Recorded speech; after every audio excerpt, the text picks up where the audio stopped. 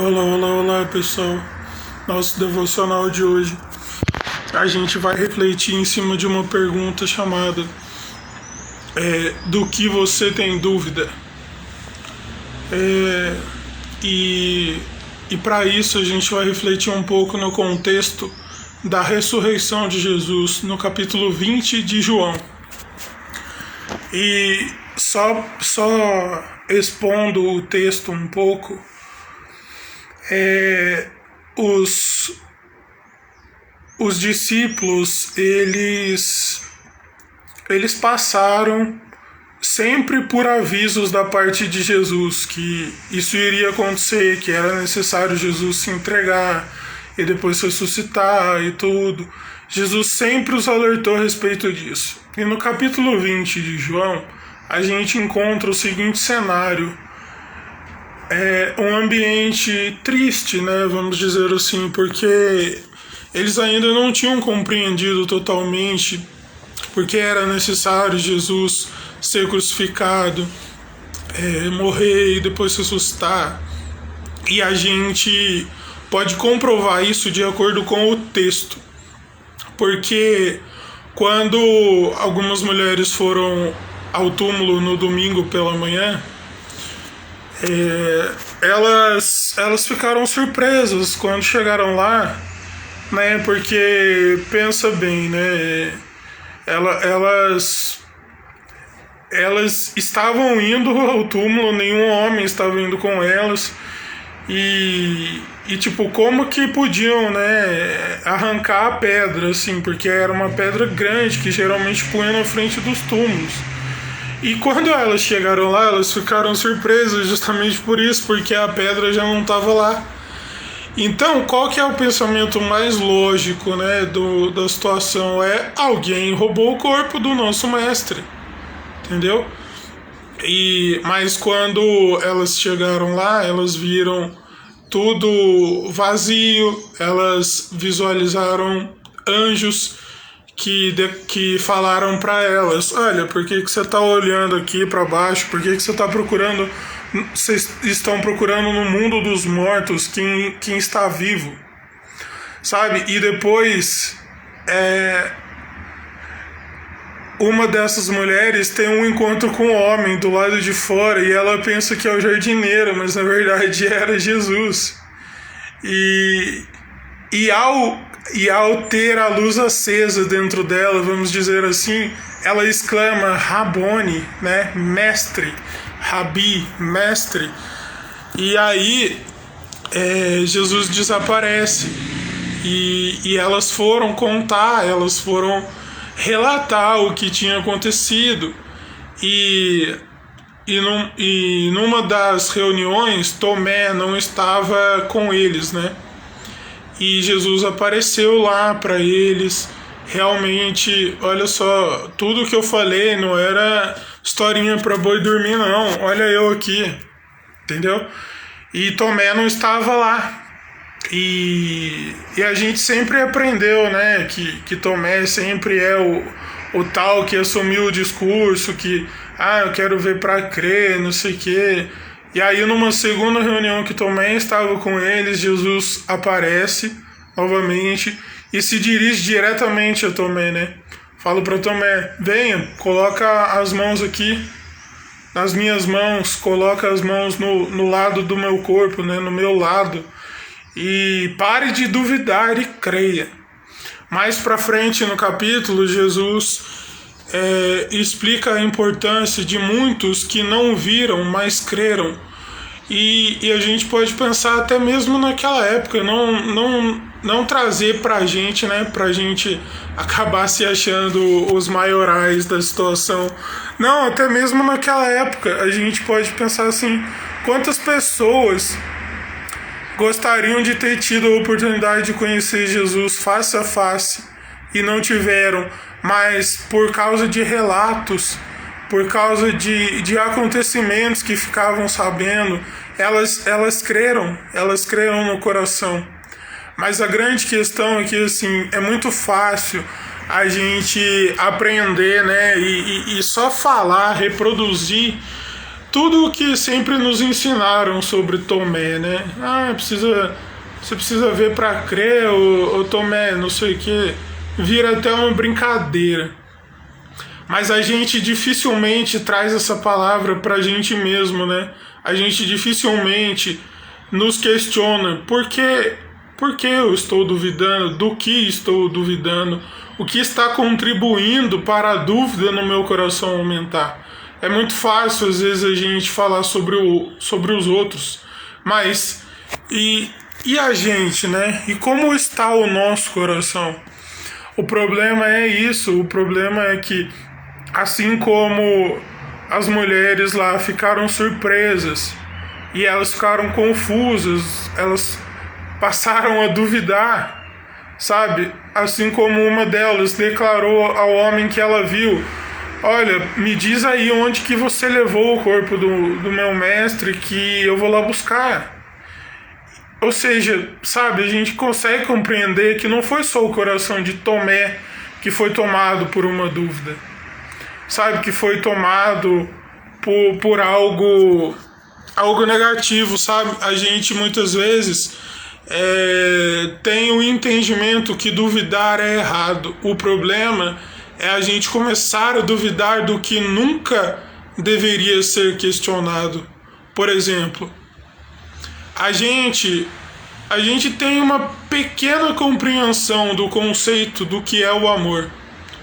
A gente não tem esse conceito na perspectiva do olhar de Deus, sabe? Dizem por aí que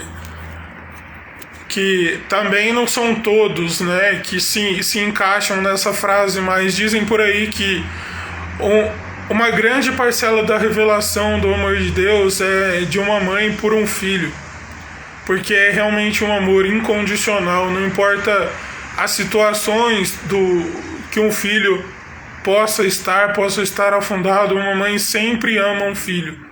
Isso também não é desculpa para o filho viver do jeito que quer e desonrar pai e mãe, né? Mas todas essas coisas ao redor vão desencadeando essas últimas coisas, por exemplo, que eu comentei. E muitas dessas coisas são movidas pela dúvida. Por quê? Por causa das circunstâncias. Por exemplo, o filho começa a questionar se a mãe e o pai o amam e usa isso como desculpa para ir para situações erradas, sabe? Vão usando coisas desnecessárias como combustível para alimentar uma dúvida que nunca deveria ser alimentada. E foi isso que aconteceu no texto que a gente está refletindo aqui um pouco nele. Sabe, é muito fácil ficar acusando Tomé, mas no ceticismo dele, na dúvida dele, há uma grande valia. Porque a gente pode pensar que da mesma forma que Jesus alertou-os sobre a questão de morrer crucificado e ressuscitar, e também sobre falsos messias que apareceriam e anos depois isso fica mais evidente assim na Bíblia mesmo. Às vezes naquela época podia já ter alguns que se declaravam messias, mas não tem o relato porque eles não apareciam. Mas Tomé tem lá a parcela racional nisso.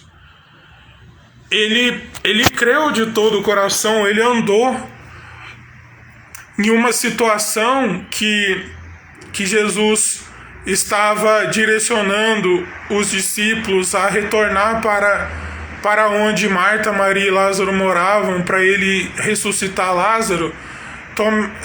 Um dos discípulos fala assim: olha, mas estão querendo te matar lá, você vai voltar para lá? E Tomé declara: não, vamos voltar e se precisa a gente morre com ele.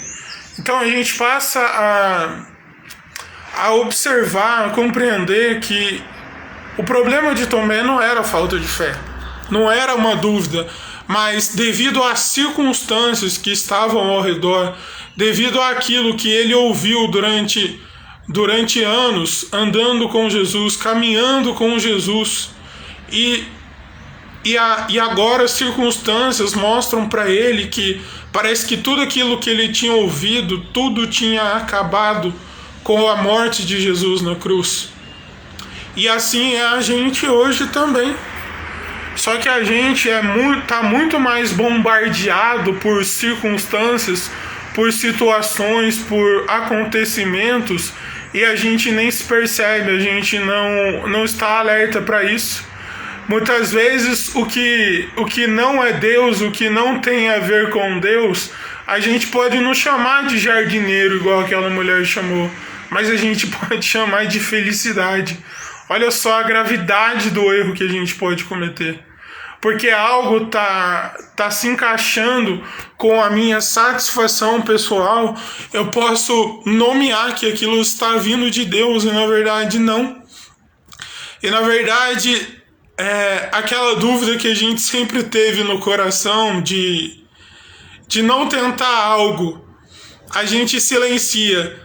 E a certeza de tentar algo, mesmo que aparentemente não tenha a ver com o que a gente quer naquele momento, mas algo no nosso coração mostra uma certeza, a gente cala também a certeza. Repare, a gente não consegue encontrar um meio termo na expressão da nossa fé também.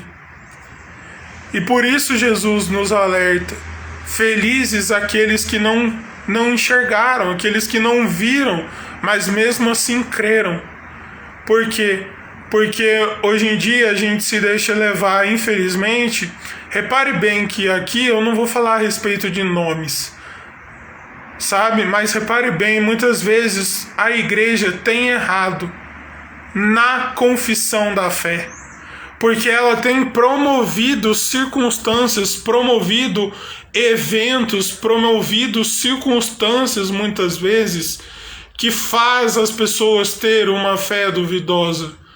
Porque muitas igrejas estão promovendo situações como: venha cá que Deus vai te prosperar, ofertem que Deus vai multiplicar. Sabe, estão usando princípios de maneira distorcida, de maneira deturpada. E isso faz parte daqueles falsos messias, entre aspas, que Jesus já alertava. Pessoas que utilizam da palavra de Deus para despertar uma fé superficial, uma fé vazia, uma fé que barganha por bens materiais. Repare bem também que eu não estou aqui dizendo que é errado batalhar por uma vida melhor. Mas se a nossa fé se resume a algo tão superficial, a algo que a gente se deixa levar pelas circunstâncias difíceis, e isso tem despertado a dúvida em nosso coração, e quando discursos maravilhosos, mirabolantes nos cercam, conseguem nos carregar, tem algo muito errado com o nosso coração. Porque Jesus nunca falou que a fé nele seria fácil, muito pelo contrário.